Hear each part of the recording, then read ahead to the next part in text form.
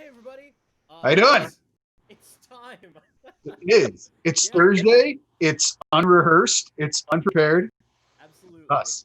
So, welcome to Dice Jailers, show where we talk about D&D stuff. Sometimes. Yeah. It's Hopefully the sound is working fine. right now. We had that problem last week. If you missed that, maybe that's good. If you, I mean, it'll be up online because, I guess I could chop that part of the video down, but why? No, no, never do. Keep all our mistakes. Keep all our mistakes. But Beautiful. yeah, I definitely made sure to do that this time. But yeah, so yeah, welcome to the show. I'm Bjorn. I'm Jordan. And Bjorn, how you been the last week? Busy but good. So the last every day since we've done this, I've had a rehearsal of some sort, getting ready to film one thing later tonight when we're done here, and then in a couple weeks, do performances for the other thing. And then when it gets to mid-September, I'll be done with those, but I'll probably be doing something else because that's just how I do. And yeah, hopefully actually finishing a song I was supposed to lay down guitar for 3 weeks ago. Hopefully doing that actually for real this weekend. What about yourself? Not as much theater in the time of COVID as you are. I got lucky. am shaping up to do a project with some friends. Oh, With Rally. Shout out to you, Wayne. Because I love the man. And I'm also working on. It's one of the things I should have grabbed before I started, but there's a. I'm gonna be doing some more teaching. cool, excellent. Come November, through this wonderful story that I need to practice my Spanish for because I do not speak it, and there's a lot of it in the. What's the story? It's a very short children's book.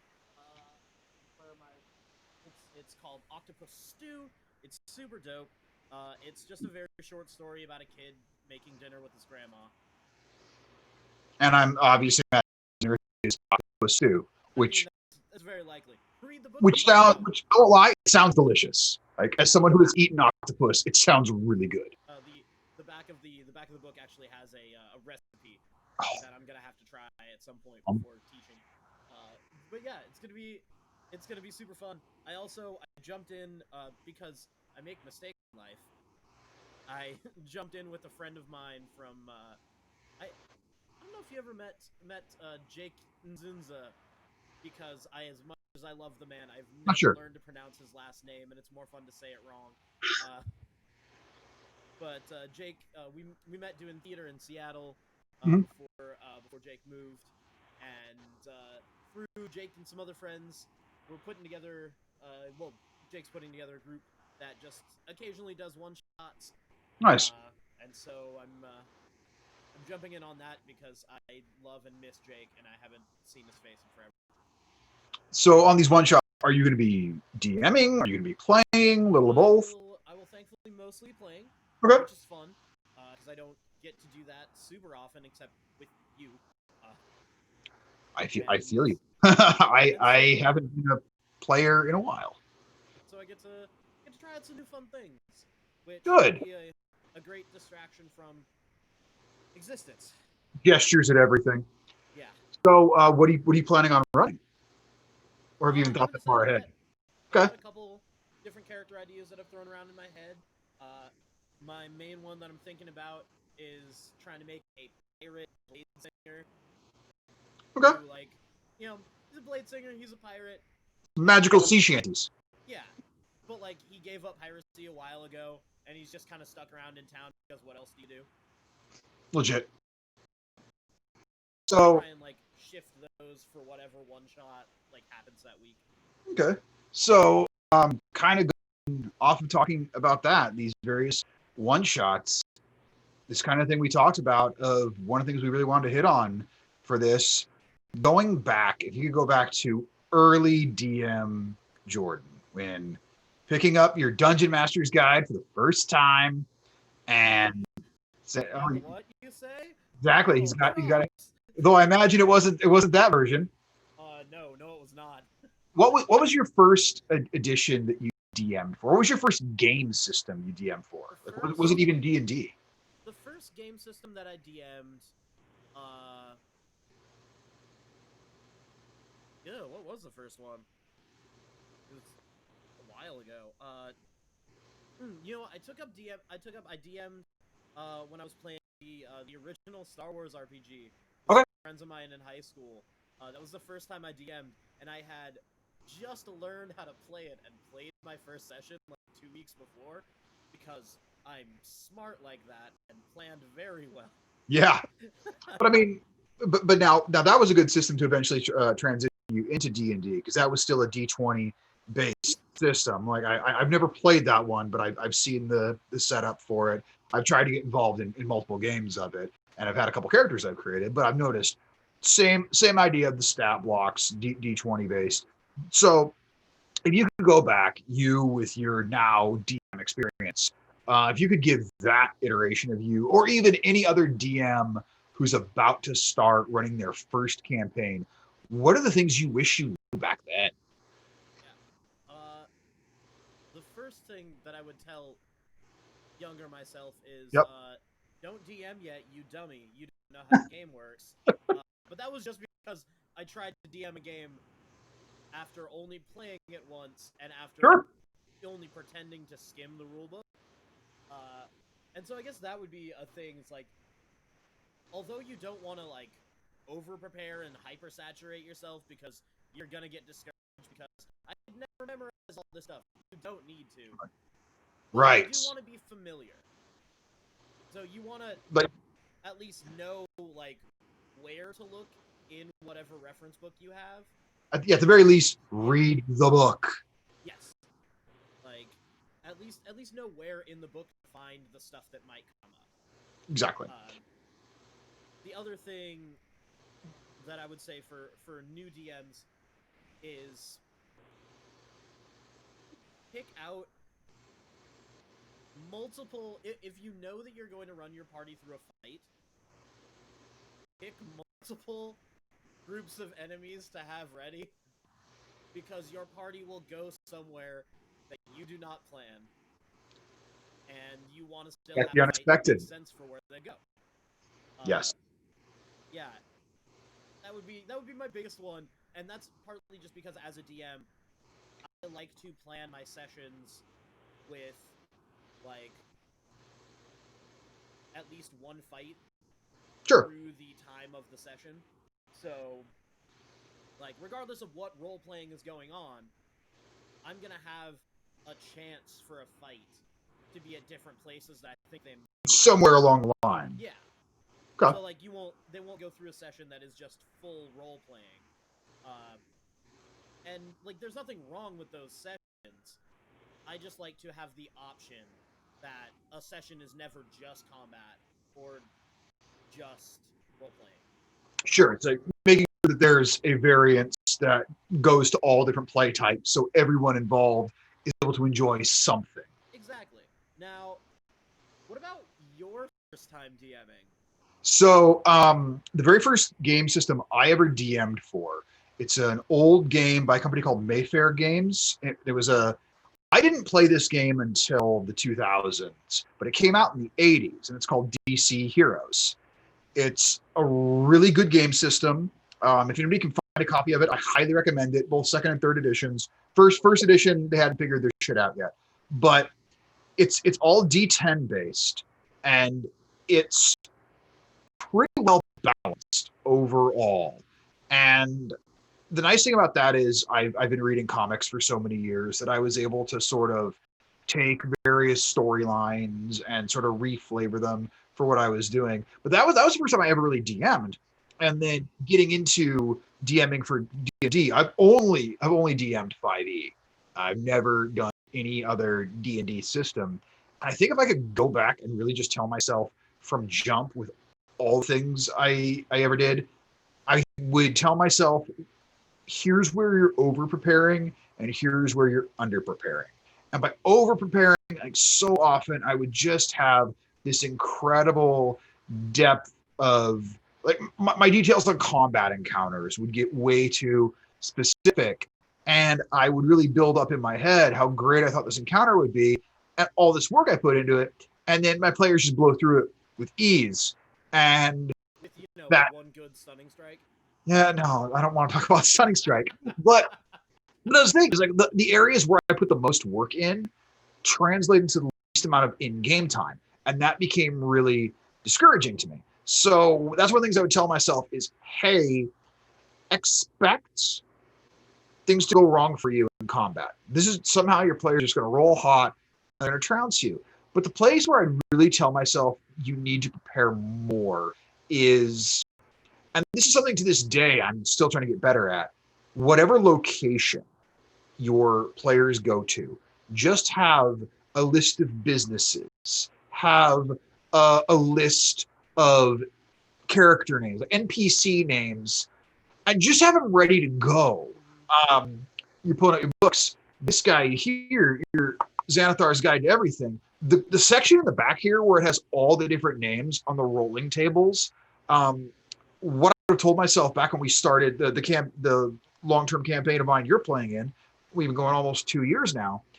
I would have told myself, don't. Here's what I first did for the various NPCs I first created. I went through the Dungeon Master's Guide version where it has like all their details, backgrounds, flaws, bonds, all that. Blah, blah, blah, blah. And some of these characters, some of these NPCs, you guys encountered once, may likely never encounter again.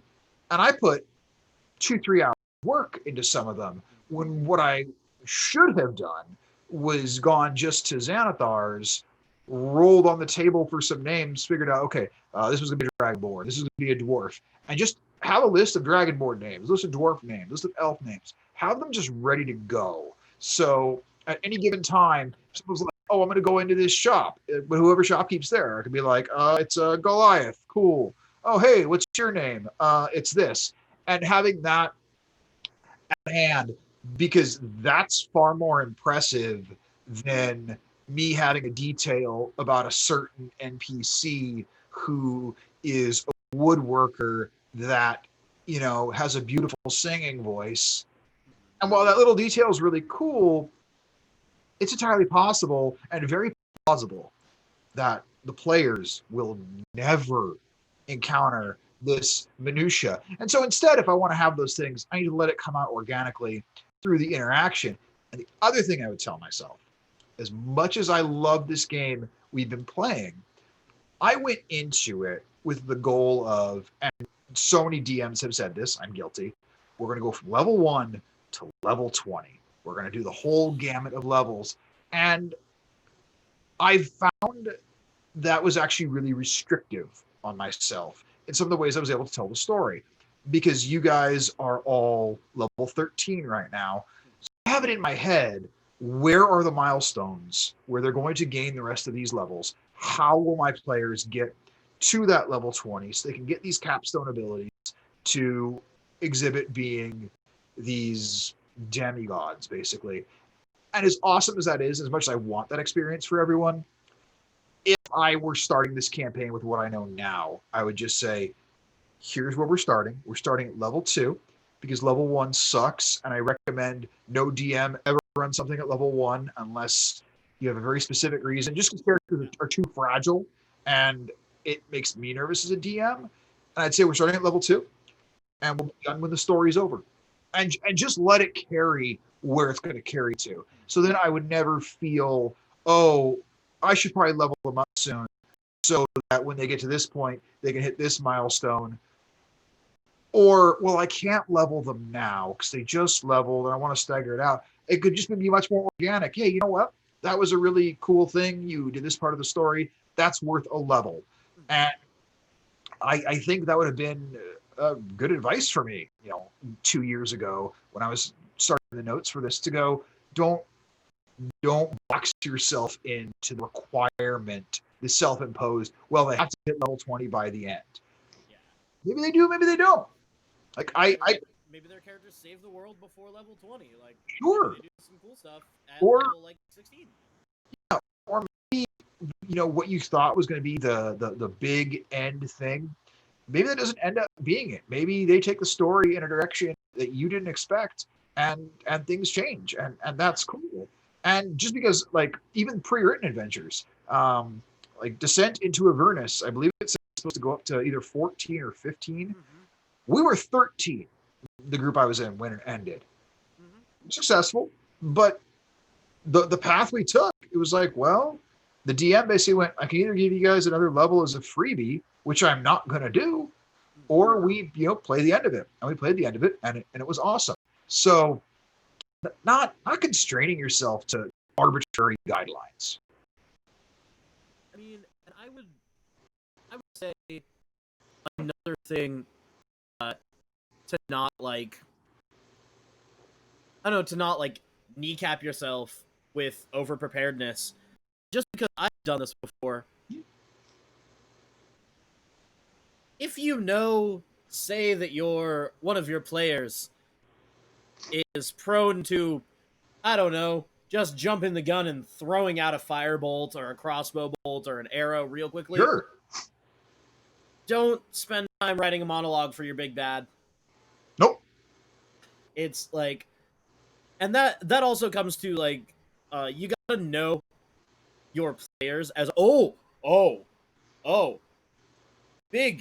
bigger thing that goes outside of the like as a first time DM, going outside of knowing how the game works and mechanics and having the dice or having the stuff or what to dice have are important. Agonizing over what to need. Most importantly is who you're playing with. Like, very true. Like, you're like, no matter what, like, even if you're unprepared, even if you're not great as a DM, even if like you make all the mistakes in the world, which you will because they just happen. If you have a good you're using group, dice, there's like, a level of randomness in the yeah. game itself. But like, if you have, if your group that you're playing with, like, if you know them, if they trust you, you trust them, and you can actually talk and have a good time regardless of what you're doing, that's what's gonna make your game go better as a first-time DM. Because even if you make a mistake with a group like that of your friends, you can just sit back and go like, "Hey guys, I forgot this. My bad," and no one's gonna be a dick about it. Yeah, which is sorry, screwed up. Yeah, it's one of the bigger things that I've seen destroy other groups that I've played in. Is that like there's like everyone comes together, we only kind of know each other, and the DM, and there's like 2 or 3 people that the DM doesn't know very well, and one of those 2 or 3 people ends up being a complete douche. Yeah. And the DM's like, I don't want to work with this person, and neither does some of the rest of the group. And when you have someone like that, it's a really awkward situation as a DM, and that happens to a lot of first-time DMs, and then they don't try again because they think it's something to have to do with the game rather than, no, that guy's just a dick. Exactly. And that being the important thing, like you said, with the game, and that's an important thing to remember, is that it's a game. Like, you're supposed to have fun. Yeah, you're gonna have sessions where you're frustrated or it ends on a depressing note, but you should always be pleased with where the story is progressing, because ideally you're all helping build this story together. And yeah, knowing your players is so important, and knowing if they will and how they will mesh together, because the last thing you want is awkwardness at the table. Yeah, and that's really the biggest like first time DM thing that I've seen fall apart a lot, is just because when you're first timing as a DM, you may not realize that everyone wants a DM, and you will have too many players. If you just throw it out to, hey, I'm DMing, who wants to play? You will have too many players, which means you can just pick good people that you like to be with rather than taking whoever, because there will always be more players. And also, as the DM, people that aren't already dicks are not going to be bothered by the response of, there's too many people already in this campaign. Yeah. Like, people you want to play with are going to have no trouble going, cool, don't worry about it, in Exactly. response to that. And if you just flex that a little bit, like, it'll make your game way better, and it'll make it so much easier on you in your first time. Yeah, it's like, curate your group. And I think also don't feel pressured to homebrew your own world the first time. Like, I I've seen people post online, or I've talked to people who feel like they're worried it's shameful to run pre-written adventures. And to anyone with that concern, I would say two things to them. Like, one, a lot of these pre-written adventures are really good, and they take a lot of the pressure off of you. Now, if you're going to run one, read the book beginning to end. Absolutely. Play with it. But also, there are some really great short adventures or even one-shots that are pre-written. Tales from Yawning Portal. I wish I had known about this book when I first started DMing, because there are some adventures in here I absolutely would have run as a 1, 2, or 3 shot just to get my feet wet. Early on, I just did my best. Like, well, I've listened to a lot of Chris Perkins. I've watched a lot of Matt Mercer. I'm going to emulate a lot of what they did and just kind of use performance training to go with it. But I had the advantage that I handpicked all my players. I didn't ever generally go, hey, I'm going to run a thing who wants to play. I individually asked each person, would you be interested in doing this? Would you be interested? And I built a group that I thought, okay, they'll be comfortable around each other. They'll work well together. They'll have fun. And I'm friends with all of them, so they'll be forgiving when I screw up. They won't be like, well, I mean, here in the Dungeon Master's Guide, it says this, that, and the other thing. Like, one of our players, Phoenix, he knows a lot of these books backwards and forwards. And from session 0, he even said, that's another thing, have a session 0. Yep. But from session 0, he pointed out, he can be a big rules lawyer. He knows everything in and out. He just asked my preference. Do I want to point it out in game, or do I want him to text me after the game? And I said, text me after the game. If I make a ruling wrong, I'll address it at the next session. Say, hey, this was actually done wrong. We'll do it this way going forward. I don't want to break narrative.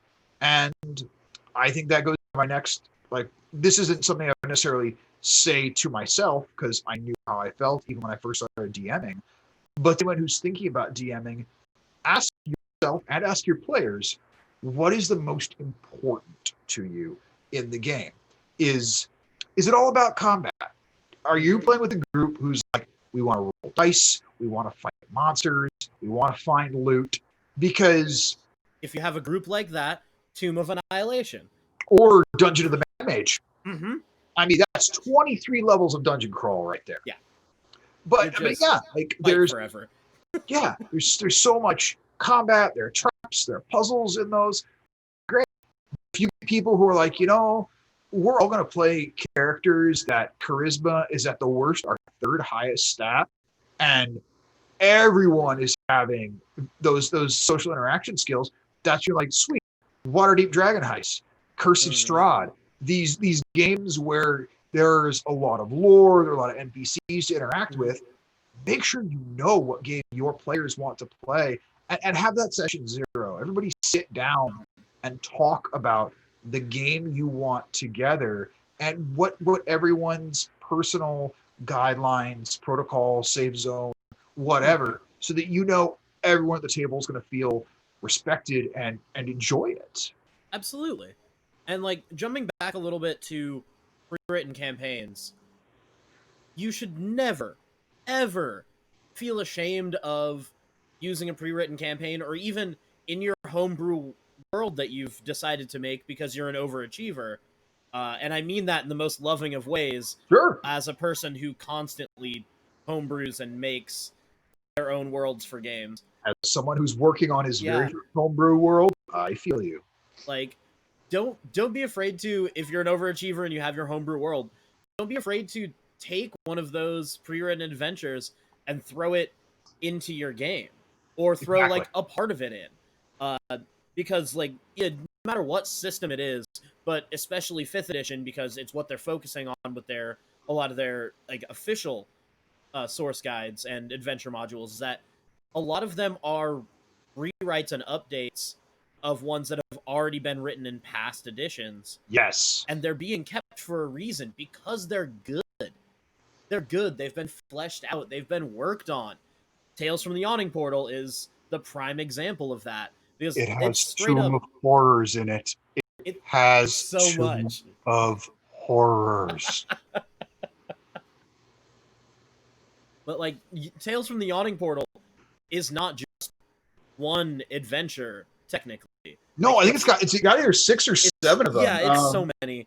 Yes, it's got 7 of them, and they're all reprinted from early days of D&D. Mm-hmm. Like a lot of these are like early 80s, some late 70s even, like advanced Dungeons and Dragons stuff. And it's all updated for this one, and they're well written and they're good. They're well updated. And also, if you're like, well, I'm just running a one shot with people and looking this over, this would take like 3-4 sessions. Sweet, just carve out the middle, take all the points you really like. And what's great for that is if you have a player that's like, oh, I've played Dead and Thay before, I know all the stuff. You can go, sweet, I've actually piecemealed parts of this together, so you won't know when stuff's gonna happen, and that will interest them. Like in Curse of Strahd, the Death House is really popular. One, because it's so good. It's scary. It's scary. It's creepy. To level 3. It's an intro. But when we did it, some guys had played it before. I was gonna say at least half of us. So I made a few very minor changes, and a lot of them were like, okay, let's change what happened to the kids. Let's change what's down in the crypt. Let's remove an entire sub-basement level, and let's change how all the traps work. Yep. Like the one that almost killed my character. Well, those was my favorite traps. Ooh, and this is the other advice I would give both me and any new DM. Don't create a puzzle or try and put a reference to something in your game and think you're so clever that your players won't figure it out, like you're going to get one over on them. No matter how much work you put into that puzzle, the one you put the most work into, and you're like, this puzzle's so difficult, one of your players will hear something, and the minute the puzzle's finished, they'll go, the password's swordfish. Yep. And you'll be disappointed in all that work. What's better to do is to make it look like you've tried to be deceptive in hiding something. Put a very thin veil on it, and then one of your players goes, the password swordfish, and you just like, yes, it is, and you congratulate them for it, and they're super excited that they solved this thing, and you put it in there for them. Like drop those references for them and let them get it. Let them win and celebrate their wins.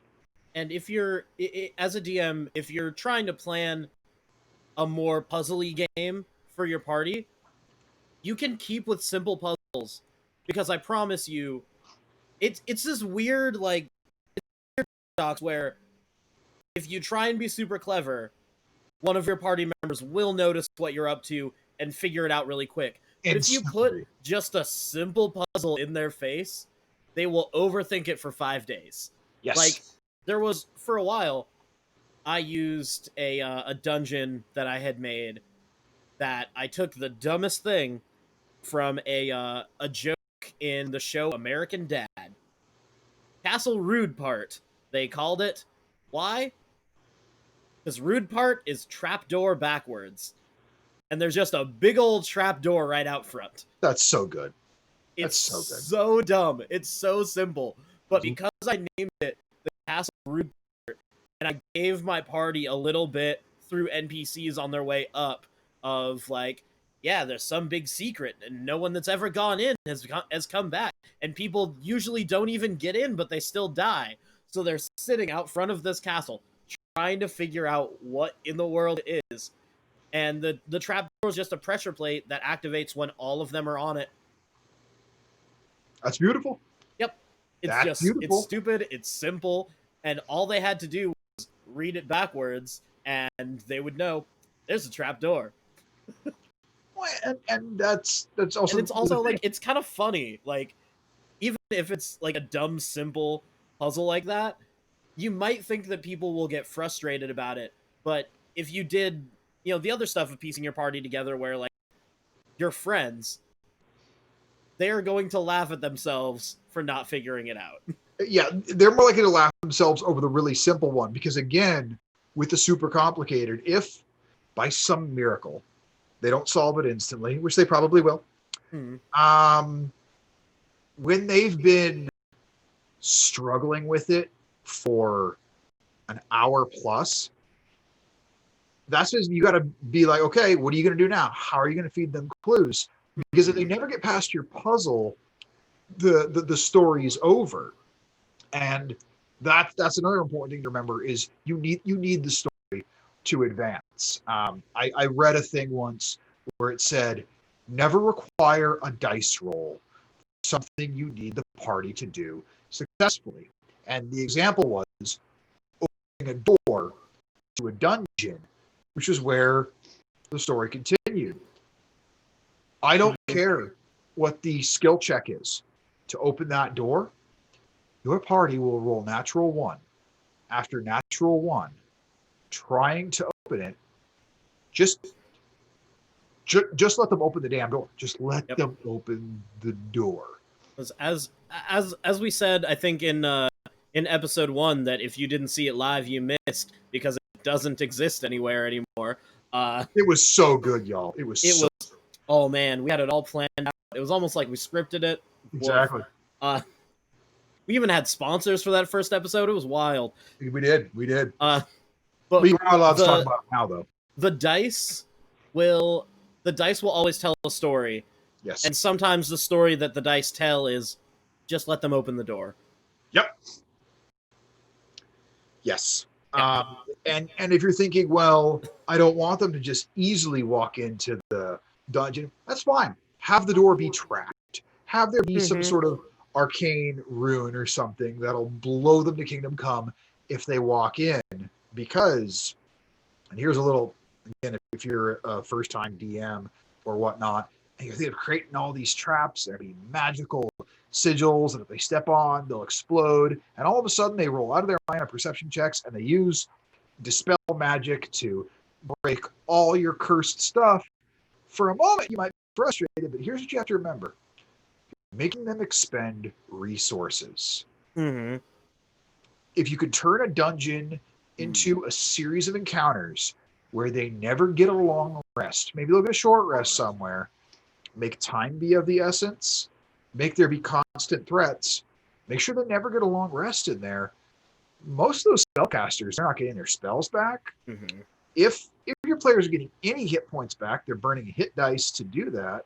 So don't always look at whether or not your trap got to hit them. Sure, they dispelled it. Third level spell slot gone. And that can be a win all in of itself. Man, and for sure, one of the greatest things that I've had earlier, like, I've had players do to show me what was important early on as a DM, is they foiled my plans. Like, which they will do. It's a thing that comes into early, like, when you're early as a DM, you want to plan everything because you want to have control, and you want to know that if your players do something, you want to be ready for it, and you are not going to be, and you have to relinquish that a bit, and you also have to trust in yourself that you can make up even the smallest, dumbest thing, and it will be fine. Yes. Like, you can, like, I've needed to improvise up an entire town once. Sure. Because you don't know where they're going to go. Yeah, because straight up, like, especially, and when you're first time DMing, as tempting as it is to let your players be some more powerful characters, don't let your players be too high of a level your first time DMing. Because as soon as you get stronger spells, things get much more complicated for you as a DM. Like, It is. as cool as it is to have them be strong enough to fight, like, I don't know, in a coliseum against 7 T-Rexes at once. If your party has a wizard or a druid, they can probably teleport away. Yeah. Look at their character sheet, realize the things they can do, figure out what they can do that will absolutely wreck you as a DM, like wreck your narrative, and just find ways to prevent that from happening. You know, not enough to make your players feel like you're out to get them, but to sort of keep the narrative going where it's going. But always let your players have agency. Mm-hmm. I think that's the next thing is, and I think that's not just a new DM thing. That's the thing all DMs take to heart is your players have to have agency. And as a lot of us as DMs, we can get really protective of our story sometimes. We can really, because it's mine and I made it and it's important. Right. It's not. It's a shared experience, and it has to be a shared experience, because if you take away the agency of decision making from a player, and if you're like, well, oh, you thought you knew this, but actually your backstory is this, and the player has no idea, or, well, yeah, that family member you thought was out there, oh, they've actually been dead this whole time, and you catch them kind of unawares with that, it can really spoil the experience for them. And everyone should be having a good time. Don't feel like you need to have these aha, gotcha moments. Like the surprising moments will come. You'll get gifted stuff from your players, and if you're going to do something drastic that involves one of the players' backstories, that's going to really be sort of this narrative, shocking event. Talk to that player out of game. Text them or call them up, or even pull them aside or at some point go, hey, this is what I'm thinking about doing. Are you cool with that? Because the thing to remember is you can still have the shock. You just ask them, don't tell the other players. Let everyone else at the table be shocked. They're surprised. There's a big emotional reaction that happens, but then the player whose story is being affected, they can choose how they react to it. They've given you permission to do this to their character, and now you can move forward with that in the story. Now, I'm not saying bad things can't happen to characters, but I'll use your character as a brief example. If, like, in the game, the party has met your parents and has met your sister. Now, if I were to decide that something bad were to happen just to your character's sister, that there was no way you guys could have any effect on it, I would talk to you first. Because I would feel like it would be really just kind of poor of me as a DM if I was like, oh yeah, you found out that she died. It's like, well, what, when you guys realize, well, wait, there's nothing we could have done about that. It's like, nope, there's it was completely out of your hands. There was no clue this might happen. Now, conversely, if you're told, oh yeah, the school you're studying at, there's this big swell of demonic energy happening around there, people are concerned, and if you all went, well, we're going to go do this instead, and then I went, well, yeah, the demonic energy got stronger, the school blew up, and she's dead now, and if you guys all went, what the hell, like, I gave you information. You made a choice not. On that vein, just because I'm interested in the things that you have done that I was not a player for. What has been like your favorite character, like your favorite, and this is kind of going away from what we originally wanted to talk about, but I'm really interested in it, so here we go. As either as a player or as a DM, your favorite time that like something from a character's backstory surprised the rest of the party, and maybe even like surprised the person playing the character. I think I've got a couple, and I won't lie, I'm going to pat myself on the back here a little bit with some of them because these are things that I had worked on and concocted behind the scenes that I don't think certain players were ready for. In our game, our lovable goblin monk, Hog, and the guy who plays him, Nathan, just one of the nicest humans in the world, but also very new to role-playing games. Yeah. He deliberately gave his character a very minimal back because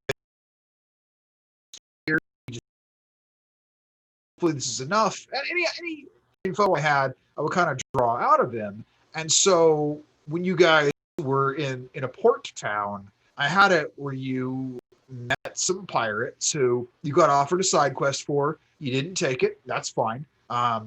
But one of the members of that crew was a childhood friend of his character. And what was great was everyone at the table all of a sudden was like, oh, wait, this is another character that Hob knows. He reacted with joy because it was this positive interaction. And I really liked that. I've also enjoyed Phoenix's character, who's from the future, 50 years in the future, was pulled back. And the way that's been difficult for him when all of a sudden I introduced his brother in arms as another character who seemed allied with your opposing forces. And this character has shown up a few times, but like from jump, there was just a, wait, who is this? How do you know him? I thought you were from this other time, and now we're experiencing someone else's here. And so the fact that he has had, well, I don't know where he's at now because his character's gone through a nice little growth, but initially would refuse to engage in combat with his brother in arms. He sure did. Which I think made for a great narrative for all of you. Because well, how do you deal with this? It was amazing. Yeah. My character was so frustrated. I know. It was great. So I think it's those things where I can bring someone in. And sometimes I'll talk to a player about what I'm going to bring in. Sometimes I won't. Like I'll give them hints like, hey, I'm thinking about doing this. But in the case of like Nathan's character, where I went, okay, I'm going to have this pirate. They were a childhood friend of yours, and because I felt like no one's going to be really upset about that. But in the case of Casey, who plays the druid in the party, for discussing her character, what his family was like, there was a brief discussion where I because it's her character is a Firbolg, and he goes by the name Furby, but in D&D lore, at least according to 5th edition, Firbolgs don't really have names, and if they take names, they generally go with something Elvish. And so I found an Elvish name that by changing a few of the vowels, the first part of it would spell out Furby. And so I messaged her and I was asking, hey, would you be cool if your character's real name was Firbalar, but it's spelled like this? You choose to go by Furby. I go, if you don't like that, we won't do it, because none of the other players had heard it. And when she went, that's cool, I'm down with that, I like it. I was like, sweet, here's the rest of your family's names in case you feel like you need to know them. And then you guys met them, and they had been fleshed out a bit. But what I didn't want to have happen was all of a sudden you guys meet them, I have them refer to Furby as Firbalar. All of you are like, Firbalar, what's up with that? And then just have her as a player look at me and be like, I don't know, DM, what is up with that? I don't know what this name is. So I think I'm happy with the moments where everyone else gets to meet this person, and whoever's character it centers around, they get to just roll with it and continue the narrative as making it part of their story. Right. What about you? What are some moments where you're I had one in particular that's really, really fun. It was from a couple of years ago. We had this game that it actually became the basis for the evil campaign that I'm running now, which is a whole convoluted thing that I made too hard for myself because I'm an overachiever and dumb. Yeah, don't do that. Don't do that. Nope. Never set another campaign in the past of a campaign you've already run. Don't set them against each other. It's it's a cool idea in your head. It is awful mechanically. It won't work. But in the good side of that campaign, I had a character that essentially this character, this player came to me and was like, I don't really know D&D, but I want to play. Here we are. Yes. And so we worked on their backstory a little bit, and they told me these things about their character's backstory, and I was like, okay, cool. And like the day before the session, I was just like, so just making sure with your backstory, this is the thing that happened, right? And this is a thing that happened, right? And this is a thing that happened, right? And they're like, yeah, cool. Why? And I'm just like, making sure. Major. And so then we get to the session in question, and because they made this very interesting backstory about how they came from, they were nobility. They came from a country where like their family's like title and ruling class like was taken from them, and the country was seized in a coup. I've had a character with a backstory like that, and to have that character's brother be sitting in the tavern trying to recruit people to do his own coup in a different kingdom was probably just the look on that player's face was the funniest thing. Because that player just like, wait. Because I say like, all right, you walk into the tavern and you walk into the tavern that you know the rebel group is going to be meeting at secretly today. And as you scan the bar, you see your brother. Excuse me, what? Hang on. And he seems to be leading a conversation, talking to a large group of people that you know are meeting as the rebels. And the entire table just, what? No, absolutely not. They all turned into that one gift. The one gift, just the exactly. And it just like, yo, it was just to give them all that, because I was just the tiniest bit sneaky about like, I'm just making sure like this is a thing in your character's backstory, right? Yeah, this is a thing. This is a thing. Go along. This is your brother's name, right? This is your dad's name, right? Okay. You don't know if they're alive or dead. Cool. So this happens. Do that. And the thing is, if ever a character doesn't know if someone from their past is alive or dead, I will say this: it is always more interesting when they're alive. Mm-hmm. Because if they're dead, then all you've given that player is, well, here's something you can grieve over.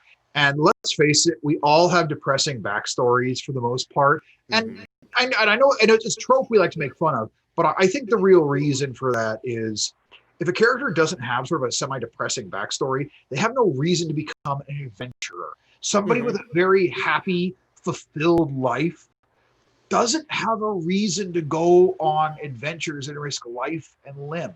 There has to be a reason for it. So I think, and that's, I know we're not in talking about advice for players. Yeah. The piece of advice I would have for any player is, why is your character an adventurer? Because they have to have a reason. They have to. And if your character has no reason to be an adventurer, then create a new character. Just create a new character, because don't saddlebag all the rest of the players and the DM with having to come up with all these reasons why your character would just participate. Like I don't care how paper thin the reason is. It could just be, I want to find riches and make more money. Great. And if you end up that your character would not go on, like, continue on this adventure, make a new character. Have your character leave. Like, that's a thing you can do.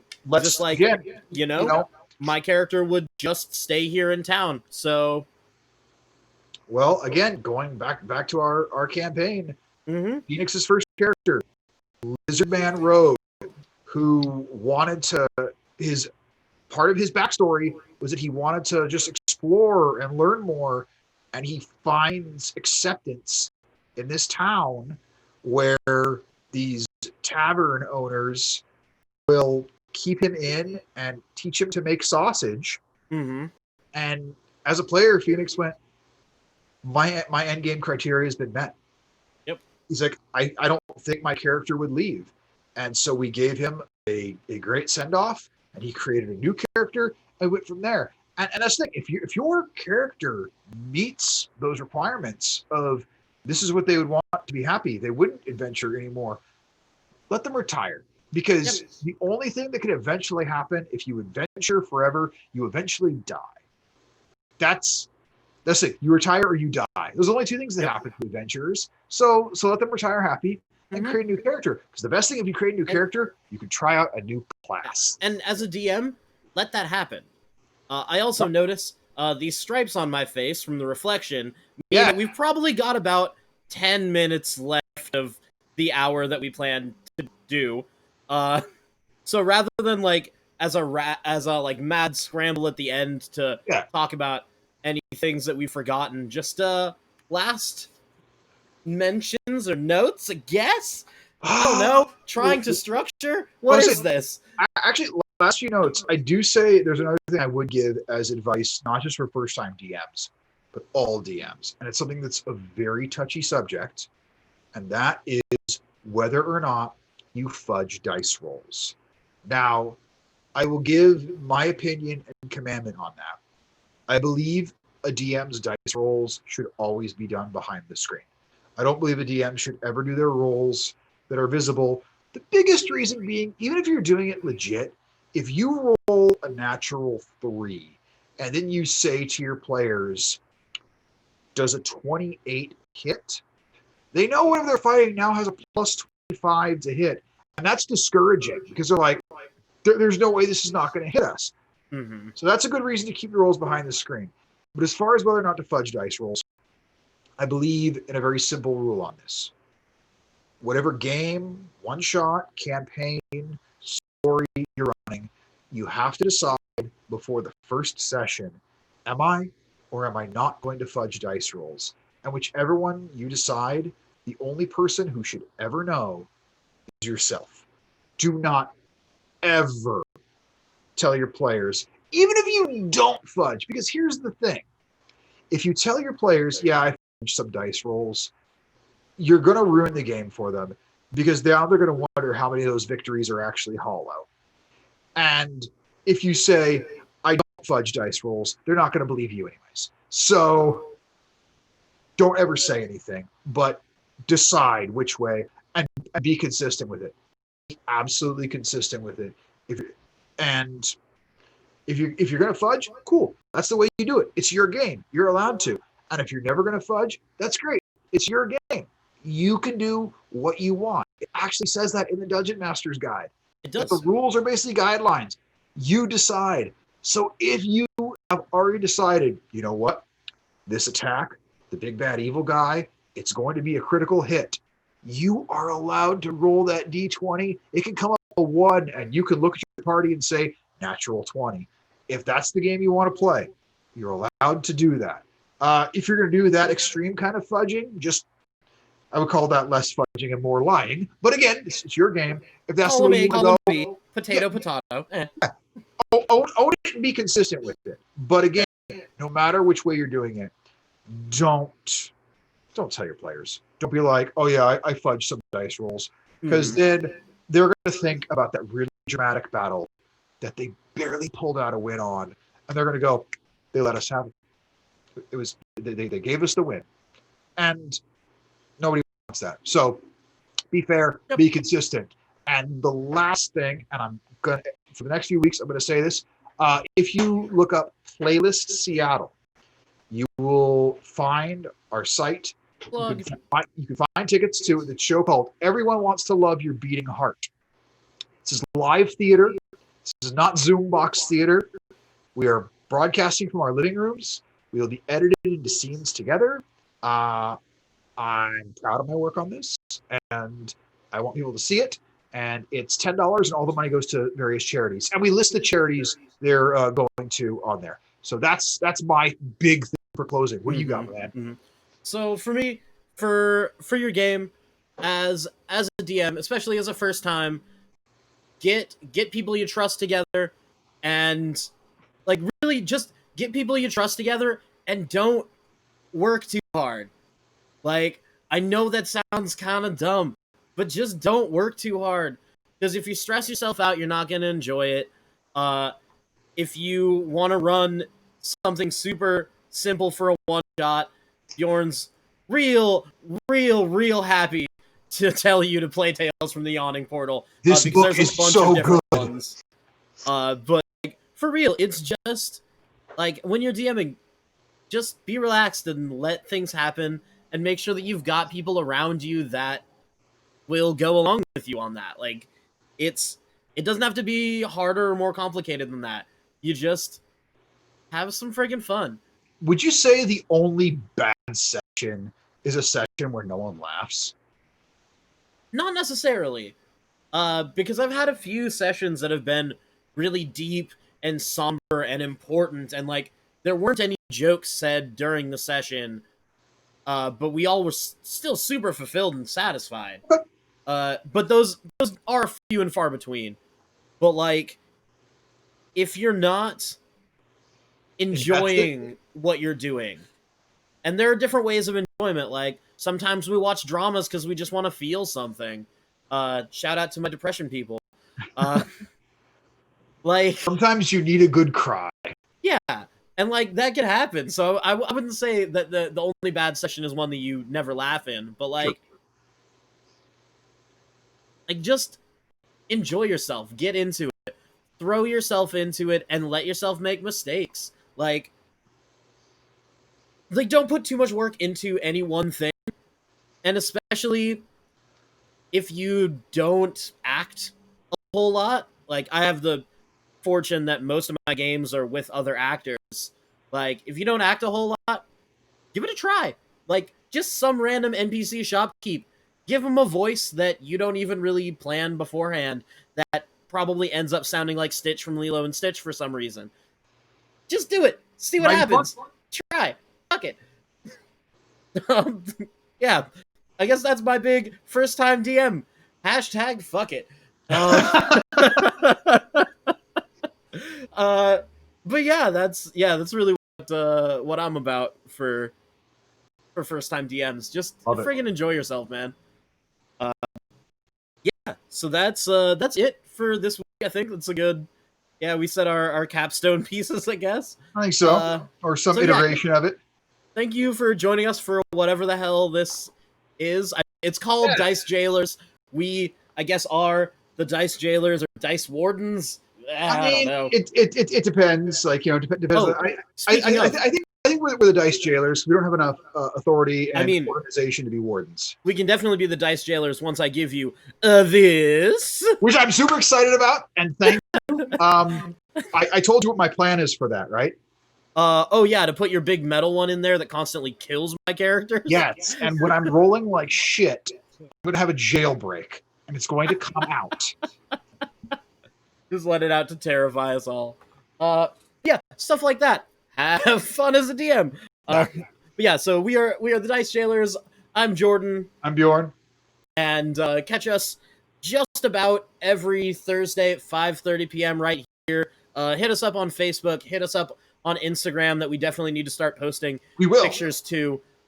Also, hit us up through YouTube, which I will definitely put the videos of on there. I haven't put last week's up, but it does exist. It's saved on our Twitch. It's saved on my hard drive.